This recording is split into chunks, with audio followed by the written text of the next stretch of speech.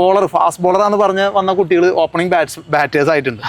Prince സാറെ, നിങ്ങൾ coach എന്ന നിലയ്ക്ക് ഒരു കുട്ടി ഒരു കളി തുടങ്ങുമ്പോൾ ഒരു ബാറ്റർ ആണോ അല്ലെങ്കിൽ ബോളർ ആണോ എന്ന് എങ്ങനെ നമുക്ക് മനസ്സിലാക്കാൻ പറ്റും? ബാറ്റർ ആവുക, ബൗളർ ആവുക, അല്ലെങ്കിൽ അങ്ങനത്തെ കാര്യങ്ങളൊക്കെ വരുന്നത് സ്വന്തം ഇഷ്ടത്തിൽ നിന്നാണ് കുറേ കാര്യങ്ങൾ വരിക. അതായത് ബോൾ ചെയ്യാൻ ഭയങ്കര ഇഷ്ടമുള്ള ആൾക്ക് തന്നെത്താൻ ബോൾ ചെയ്യാനായിട്ട് ഇത് വരും.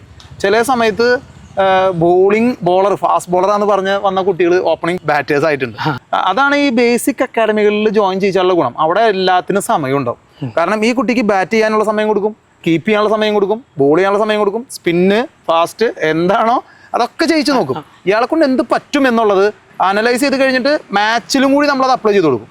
ഇന്നത് ചെയ്താൽ മതി എന്ന് പറയും. അപ്പോൾ ചിലപ്പോൾ ചില കുട്ടികൾ ഇങ്ങനെ പറയും, സാർ അത് പറ്റില്ല, ഞാനിത് ചെയ്തോട്ടെ, അല്ല നീ ഇന്ന് ഇത് ചെയ്യ് എന്ന് പറയും. ചിലപ്പോൾ അന്നത്തെ ദിവസം അയാൾ ചിലപ്പോൾ സൂപ്പറായിട്ട് ചിലപ്പോൾ ഓഫ് സ്പിന്നർ ചെയ്യും.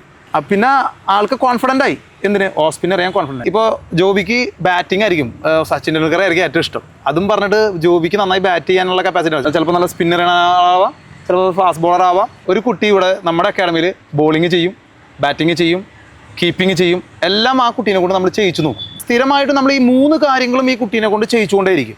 ചിലപ്പോൾ അവന് ഇഷ്ടം ഉണ്ടാവില്ല, പക്ഷെ നമ്മളിങ്ങനെ ചെയ്യിച്ചുകൊണ്ടിരിക്കും. ഏതെങ്കിലും ഒരു പോയിന്റ് ഓഫ് ടൈമിൽ നമുക്കത് ക്ലിക്കാവും. അപ്പോൾ അതിനനുസരിച്ച് നമ്മളതിനെ മോൾഡ് ചെയ്യും.